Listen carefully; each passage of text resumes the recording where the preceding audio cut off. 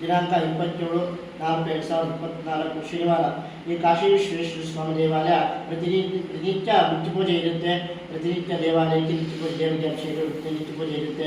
ಬೆಳಗ್ಗೆ 7 ಗಂಟೆಯಿಂದ ಸಂಜೆ 4 ಗಂಟೆವರೆಗೂ ವಾರಗಳಲ್ಲಿ 4 ಗಂಟೆವರೆಗೂ ಇರುತ್ತೆ. ಹಾಗೂ ಶನಿವಾರ ಹಾಗೂ ಭಾನುವಾರ ರಜೆ ದಿನದಲ್ಲಿ ಬೆಳಗ್ಗೆ 7 ಗಂಟೆಯಿಂದ ಸಂಜೆ 6 ಗಂಟೆವರೆಗೂ ದೇವಾಲಯ ಓಪನ್ ಇರುತ್ತೆ. ಹಾಗೂ ದೇವರಿಗೆ ವಿಶೇಷ ಪೂಜೆಗಳು ನಡೀತಾ ಇರುತ್ತೆ. ಸೋಮವಾರ ಶನಿವಾರ ನಿತ್ಯ ಪೂಜೆಗಳು ನಡೀತಾನೆ ಇರುತ್ತೆ.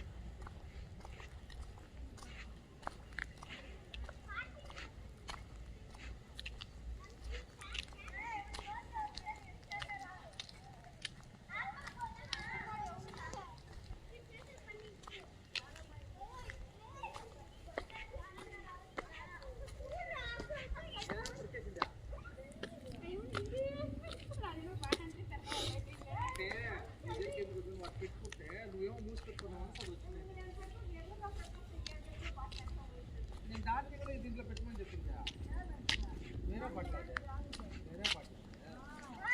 ఎందుకు అన్ని బాటలు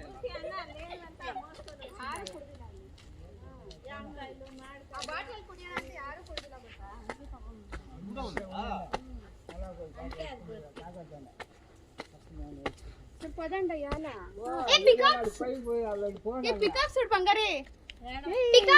మస్తు ఉంది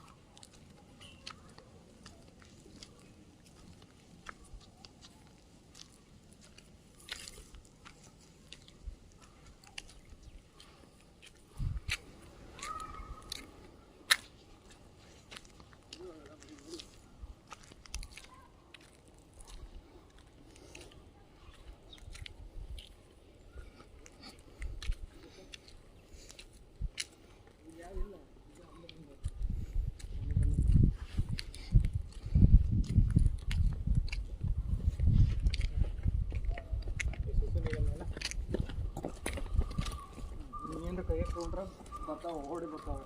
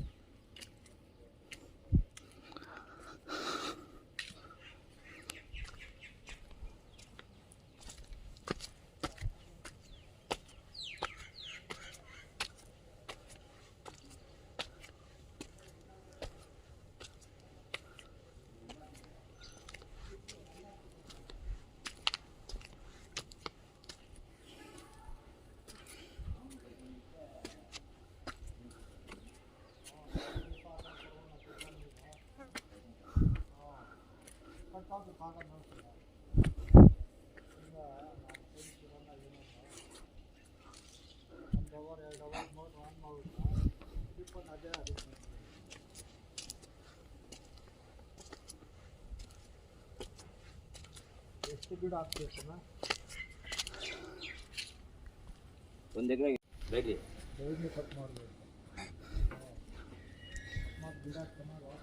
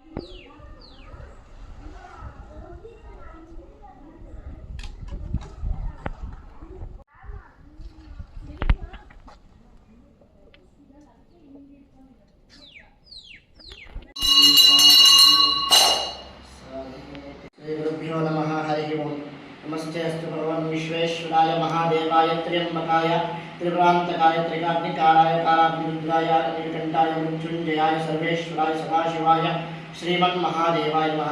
वागर्ताविव संप्रत्तो वागप्रतिपत्ते जगत्पितरौ वन्दे पार्वती परमेश्वरौ। श्री प्रसन्न विशालाक्षी समेत श्री काशी विश्वेश्वर स्वामी प्रसन्न ಶ್ರೀ ಕಾಶಿ ವಿಶ್ವೇಶ್ವರ ಸ್ವಾಮಿ ದೇವಾಲಯ ಅಂತರಗಂಗೆ ಕೋಲಾರ. ಇಲ್ಲಿನ ಸ್ಥಳ ಪುರಾಣ ವಿಶೇಷತೆ ಏನೆಂದರೆ, ಇಲ್ಲಿ ದ್ವಾಪರಯುಗದಲ್ಲಿ ಮಹಾಭಾರತ ಸಂದರ್ಭದಲ್ಲಿ ಕುರುಕ್ಷೇತ್ರ ಸಂಗ್ರಾಮಕ್ಕೆ ಮೊದಲು ಶ್ರೀಕೃಷ್ಣ ಮತ್ತು ಕಾಲವನ ಶ್ರೀಕೃಷ್ಣ ಮತ್ತು ಕಾಲವನ ರಾಕ್ಷಸ ಯುದ್ಧದ ಸಂದರ್ಭದಲ್ಲಿ ಶ್ರೀಕೃಷ್ಣನ ಕೈಯಲ್ಲಿ ಆ ರಾಕ್ಷಸರಿಗೆ ಕಾಲವನ ರಾಕ್ಷಸರಿಗೆ ಮೃತ್ಯು ಇರಲಿಲ್ಲ. ಹಾಗಾಗಿ ಶ್ರೀಕೃಷ್ಣನಿಗೆ ತಿಳಿದಿತ್ತು ಈ ರಾಕ್ಷಸ ಕಾಲವನ ರಾಕ್ಷಸ ಈ ರಾಕ್ಷಸರಿಗೆ ಯಾರಿಂದ ಮೃತ್ಯುವಿದೆ ಅಂತ ಶ್ರೀಕೃಷ್ಣನಿಗೆ ತಿಳಿದಿದೆ. ಯಾಕಂದರೆ ಶ್ರೀಕೃಷ್ಣ ಮಹಾವಿಷ್ಣುವ ಸ್ವರೂಪ. ಆದ್ದರಿಂದ ಶ್ರೀಕೃಷ್ಣನಿಗೆ ಆ ವಿಶ್ವವನ್ನು ಗ್ರಹಿಸಿ ಈ ಪರ್ವತದಲ್ಲಿ ಒಂದು ಗುಹೆಯಲ್ಲಿ ಮುಚ್ಚಿಕೊಂಡ ಮಹರ್ಷಿಗಳಂತ ಅವರು ಮಲ್ಕೊಂಡು ಯೋಗ ನಿದ್ರೆ ಮಾಡ್ತಿರ್ತಾರೆ. ಅವರ ನೇತ್ರಗಳಿಂದ ಆ ಕಾಲವನ ರಾಕ್ಷಸನಿಗೆ ಭಸ್ಮ ಆಗಬೇಕಾಗಿರುತ್ತೆ. ಶ್ರೀಕೃಷ್ಣನಿಗೆ ಆ ವಿಷಯವನ್ನು ಗ್ರಹಿಸಿ ಈ ಪರ್ವತದಲ್ಲಿ ಗುಹೆಯಲ್ಲಿ ಮುಚ್ಚಿಕೊಂಡ ಮಹರ್ಷಿ ತಪಸ್ಸು ಮಾಡ್ತಾರೆ. ಗುಹೆಯಲ್ಲಿ ಬಂದು ಶ್ರೀಕೃಷ್ಣನ ಮಾಯವಾಗ್ತಾರೆ. ಆಗ ರಾಕ್ಷಸ ಕೂಡ ಶ್ರೀಕೃಷ್ಣನ ಹಿಂಬಾಲಿಸ್ಕೊಂಡು ಶ್ರೀಕೃಷ್ಣ ಬಂದು ಗುಹೆಯಲ್ಲಿ ಆ ರಾಕ್ಷಸ ಕೂಡ ಬರ್ತಾನೆ. ಬಂದ ಮೇಲೆ ಶ್ರೀಕೃಷ್ಣ ಪರಮಾತ್ಮನು ಅಲ್ಲಿ ಇರೋದಿಲ್ಲ, ಮಾಯವಾಗಿರ್ತಾನೆ. ಅಲ್ಲಿ ಮಲ್ಕೊಂಡು ಯೋಗಿ ನಿದ್ರೆ ಮಾಡ್ತಾರೆ. ಮುಚ್ಕೊಂಡ ಮಹರ್ಷಿಗಳನ್ನು ನೋಡಿ ಆ ರಾಕ್ಷಸ ಶ್ರೀಕೃಷ್ಣ ಮಾಯಾಗಿ ವೇಷವನ್ನು ಧರಿಸಿದ್ದಾನೆ ಅಂತ ಹೇಳಿ ಆ ಮುಚ್ಕೊಂಡ ಮಹರ್ಷಿಗಳನ್ನು ಆ ಕಾಲವನ ರಾಕ್ಷಸ ಕಾಲಲ್ಲಿ ಒದ್ದಿದ್ದಾನೆ. ಕಾಲಲ್ಲಿ ಒದ್ದ ಮೇಲೆ ಅವರ ಮುಚ್ಕೊಂಡ ಮಹರ್ಷಿಗಳು ತಮ್ಮ ತಪಸ್ಸಿನಿಂದ ಎದ್ದು ಅವರ ನೇತ್ರಗಳಿಂದ ಆ ಕಾಲವನ ರಾಕ್ಷಸನಿಗೆ ಭಸ್ಮ ಮಾಡ್ತಾರೆ. ಭಸ್ಮ ಮಾಡಿದ್ಮೇಲೆ ಅವರಿಗೆ ರಾಕ್ಷಸನಿಗೆ ಸಂಹಾರ ಆಗುತ್ತೆ. ಆಗ ಮುಚ್ಕೊಂಡ ಮಹರ್ಷಿಗಳು ತಪಸ್ಸು ಭಂಗ ಆಗುತ್ತೆ. ಅವರು ಮಾಡ್ತಾ ಇರೋ ತಪಸ್ಸು ಭಂಗ ಆಗುತ್ತೆ. ಆ ತಪಸ್ಸು ಭಂಗ ಆಗಿದ್ದರಿಂದ ಮುಚ್ಕೊಂಡ ಮಹರ್ಷಿಗಳು ಯೋಚನೆ ಮಾಡ್ತಾ ಇರ್ತಾರೆ, ನನ್ನ ತಪಸ್ಸು ಈ ರೀತಿ ಭಂಗವಾಯ್ತಲ್ಲ, ಈ ಪಾಪ ಪರಿಹಾರಕ್ಕೆ ನಾನು ಏನು ಮಾಡಿದ್ರೆ ಪರಿಹಾರ ಸರಿ ಹೋಗುತ್ತೆ ಅಂತ ಯೋಚನೆ ಮಾಡ್ತಿರುವಾಗ ಪುನಃ ಶ್ರೀಕೃಷ್ಣ ಪರಮಾತ್ಮನ ಪ್ರತ್ಯಕ್ಷವಾಗಿ ನೀವೇನು ಯೋಚನೆ ಮಾಡೋ ಅವಶ್ಯಕತೆ ಇರೋದಿಲ್ಲ, ಇದೆಲ್ಲ ಲೋಕ ಕಲ್ಯಾಣಾರ್ಥ ನಡೀಬೇಕಾಗಿದೆ, ನನ್ನ ಅನುಸಾರದಿಂದ ನಡೆದಿದೆ, ನಿಮ್ಮ ದೋಷವೇ ನಿಲ್ಲುವುದಿಲ್ಲ ಇದರಲ್ಲಿ ಅಂತ ಹೇಳಿ ನಿಮ್ಮ ತಪಸ್ಸು ಭಂಗ ಆಗಿರೋ ಕಾರಣ ನೀವು ತಪಸ್ಸು ಮಾಡಿದ ಸ್ಥಳದಲ್ಲಿ ಪಂಚಲಿಂಗಗಳನ್ನು ಪ್ರತಿಷ್ಠಾಪನೆ ಮಾಡಿದ್ದ ಋಷಿಗಳಿಗೆ ಮುಚ್ಚಿಕೊಂಡ ಮಹರ್ಷಿಗಳಿಗೆ ಶ್ರೀಕೃಷ್ಣ ಪರಮಾತ್ಮನ ಅನುಸಾರ ಹೇಳ್ತಾರೆ. ಆಗ ಮುಚ್ಚಿಕೊಂಡ ಮಹರ್ಷಿಗಳು ಶ್ರೀಕೃಷ್ಣ ಪರಮಾತ್ಮನ ಅನುಸಾರದಂತೆ ಇಲ್ಲಿ ಮಹಾರಾಜಿ ಹಾಗೂ ಕಾಶಿ ವಿಶ್ವೇಶ್ವರ ಸ್ವಾಮಿ ಮೂಲ ಸ್ಥಾನದಲ್ಲಿ ಕಾಶಿ ವಿಶ್ವೇಶ್ವರ ಸ್ವಾಮಿ, ವಿಶಾಲಾಕ್ಷಿ ಅಮ್ಮನವರು, ತಾಯಿ ವಿಶಾಲಾಕ್ಷಿ ಅಮ್ಮನವರು ಹಾಗೂ ಪಂಚಲಿಂಗಗಳು ಹರಿಹರೇಶ್ವರ, ಮಹಾಬಲೇಶ್ವರ, ಮಲ್ಲಿಕಾರ್ಜುನೇಶ್ವರ, ಪಾತಾಳೇಶ್ವರ ಎಂಬ 5 ಲಿಂಗಗಳನ್ನು ಪ್ರತಿಷ್ಠಾಪನೆ ಮಾಡ್ತಾರೆ. ಪ್ರತಿಷ್ಠಾಪನೆ ಮಾಡಿದ್ಮೇಲೆ ಇಲ್ಲಿ ಸುತ್ತಮುತ್ತ ನೋಡ್ತಾರೆ, ದೇವರಿಗೆ ಶುದ್ಧವಾದ ಗಂಗೆ, ಅಭಿಷೇಕಕ್ಕೆ ಶುದ್ಧವಾದ ಗಂಗೆ ಯಾವುದೂ ಇರೋದಿಲ್ಲ. ಹಾಗಾಗಿ ಅವರು ಪ್ರತಿನಿತ್ಯ ತಮ್ಮ ತಪಶಕ್ತಿಯಿಂದ ಪ್ರತಿನಿತ್ಯ ಸೂರ್ಯೋದಯ ಆಗುವಷ್ಟೇ ಪ್ರಾತಃ ಕಾಲದಲ್ಲಿ ಪ್ರತಿನಿತ್ಯ ಕಾಶಿಗೆ ಹೋಗಿ ಅಲ್ಲಿ ಗಂಗಾ ನದಿಯಲ್ಲಿ ಸ್ನಾನ ಮಾಡಿ ಅಲ್ಲಿಂದ ಗಂಗಾಜಲವನ್ನು ತಗೊಂಡ್ಬಂದು ದೇವರಿಗೆ ಅಭಿಷೇಕ ಮಾಡ್ತಾ ಇರ್ತಾರೆ. ಹೀಗೆ ಪ್ರತಿನಿತ್ಯ ಅವರು ಕಾಶಿಗೆ ಹೋಗಿ ಅಲ್ಲಿ ಗಂಗಾಜಲವನ್ನು ತಗೊಂಡ್ಬಂದು ದೇವರಿಗೆ ಅಭಿಷೇಕ ಮಾಡ್ತಾ ಇರುವಾಗ ಒಂದು ದಿವಸ ಕಾಶಿಯಲ್ಲಿ ಗಂಗಾದೇವಿ ಪ್ರತ್ಯಕ್ಷವಾಗಿ ನೀವಿಷ್ಟು ದೂರ ಬರೋ ಅವಶ್ಯಕತೆ ಇರೋದಿಲ್ಲ, ನಾನೇ ನೀವು ಪ್ರತಿಷ್ಠಾಪನೆ ಮಾಡಿ ಸ್ಥಳಕ್ಕೆ ನಾನು ಬರ್ತೀನಿ ಅಂತ ಋಷಿಗಳಿಗೆ ಗಂಗಾದೇವಿ ವಾಗ್ದಾನ ಕೊಡ್ತಾರೆ. ಆಗ ಋಷಿಗಳಿಗೆ ಗಂಗಾದೇವಿ ವಾಗ್ದಾನ ಕೊಟ್ಟ ಮೇಲೆ ಋಷಿಗಳು ನಂಬೋದಿಲ್ಲ ಗಂಗಾದೇವಿ ಮಾತನ್ನ. ದಕ್ಷಿಣ ಭಾರತದಲ್ಲಿ ಕಾವೇರಿ, ತುಂಗಭದ್ರಾ, ಕೃಷ್ಣ ಬೇರೆ ಬೇರೆ ನದಿಗೆ ಹರಿತಾ ಇರುತ್ತೆ. ಗಂಗಾ ನದಿ ನೀರಕ್ಕೆ ನನಗೇನು ಗುರುತು ಸಿಗುತ್ತೆ, ಗಂಗಾ ನದಿ ನೀರು ಅಂತ ಹೇಗೆ ನಂಬೋದು ಅಂತ ಋಷಿಗಳು ಪ್ರಶ್ನೆ ಮಾಡ್ತಾರೆ ಗಂಗಾದೇವಿನ. ಆಗ ಗಂಗಾದೇವಿ ಪ್ರಶ್ನೆ ಮಾಡಿದಾಗ ಗಂಗಾದೇವಿ ಒಂದು ಋಷಿಗಳಿಗೆ ನಿಂಬೆಹಣ್ಣು, ಬೆತ್ತ, ಕಮಂಡ ಈ ಥರ ಇರುತ್ತೆ ವಸ್ತುಗಳು. ಈ ಋಷಿಗಳು ಎಲ್ಲೇ ಸಂಚಾರ ಮಾಡುವಾಗ ನಿಂಬೆಹಣ್ಣು, ಬೆತ್ತ, ಕಮಂಡ, ರುದ್ರಾಕ್ಷಿ ಈ ಥರ ವಸ್ತುಗಳನ್ನು ಸಂಚಾರ ಮಾಡ್ತಾ ಇರ್ತಾರೆ.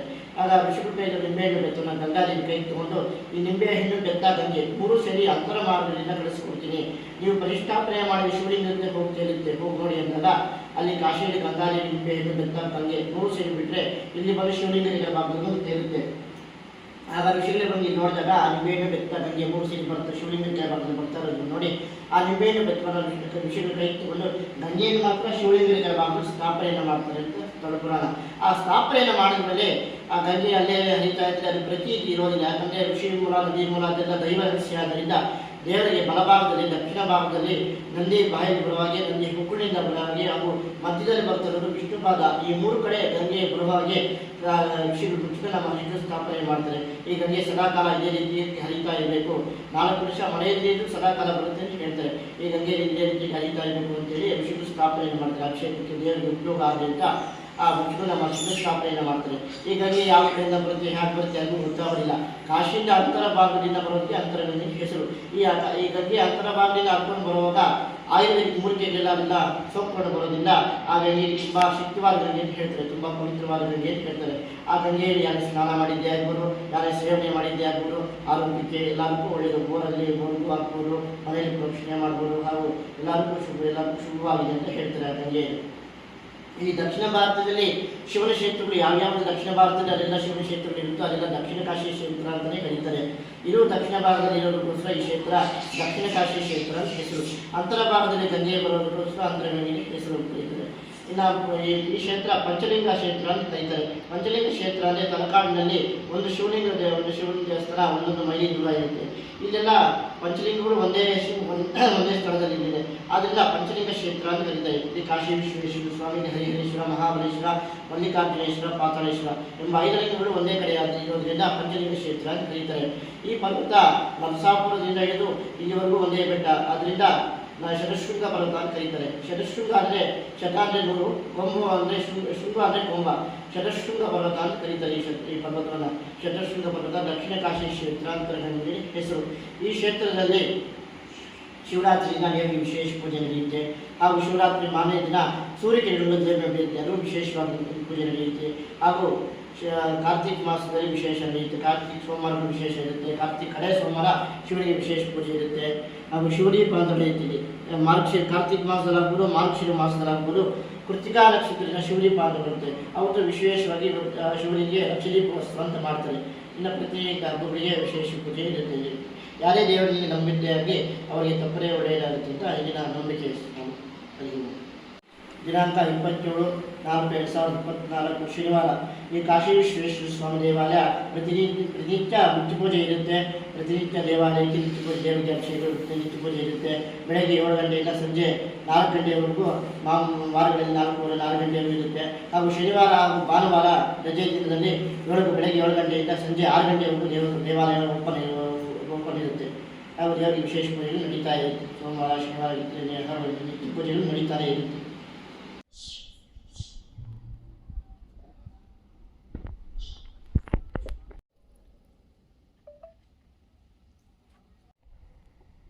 ಜನಗಳಾ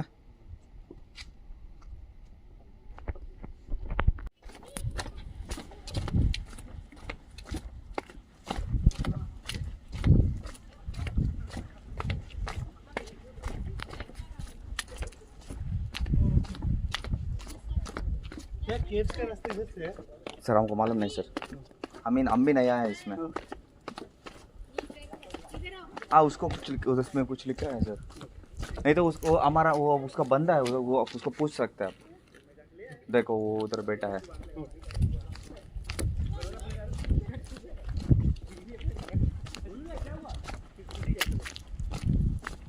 ये है ट्रैक वाला रास्ता, ये बंद है। लेकिन इसका बुकिंग भी है ऑनलाइन। वो ये बंद है, अभी बंद है सर।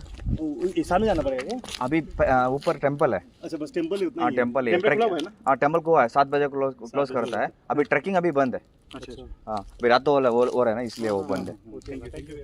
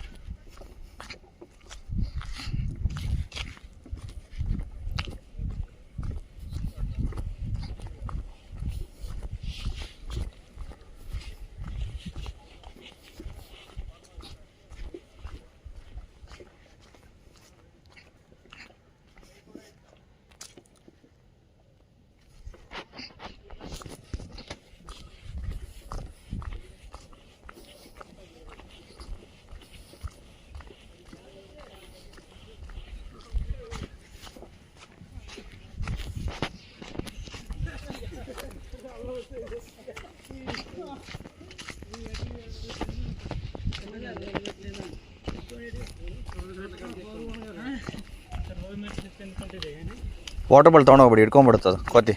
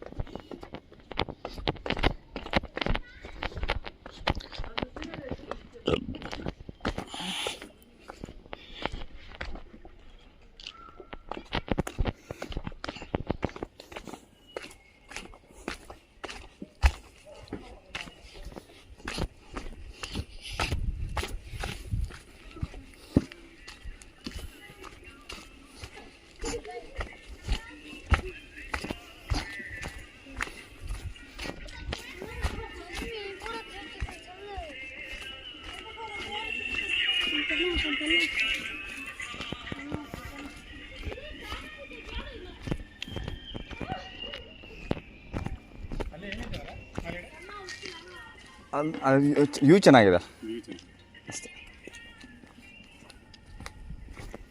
ಮುಸ್ಲಿಮ್ ಎಲ್ಲ ಹೋಗಲ್ಲ ಅವರು. ಬಾಲೂರು ಯಾವ್ರು ನಿಮ್ಮದು? ಯಾವರು?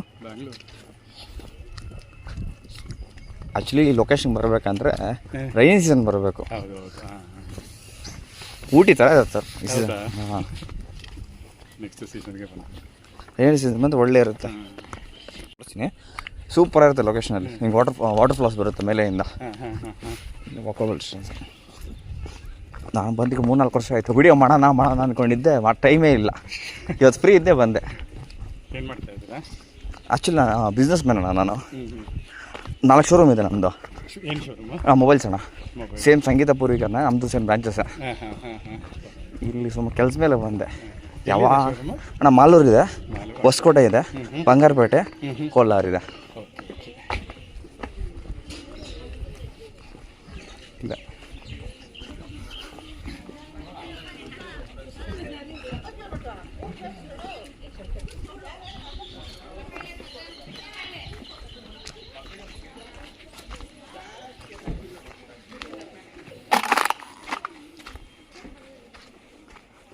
ಟ್ರಕ್ಕಿಂಗ್ ಇದೆ, ಅದು ಕ್ಲೋಸ್ ಆಗಿದೆ ಪ್ರೆಸೆಂಟು. ರಾತ್ರಿ ಆಗ್ಬಿಡುತ್ತಲ್ಲ ಅದಕ್ಕೆ. ಅದೇ 11 o'clock ಬೆಳಗ್ಗೆ 11 ಗಂಟೆಯಿಂದ 6 ಗಂಟೆಗೆ ಅಷ್ಟೇ.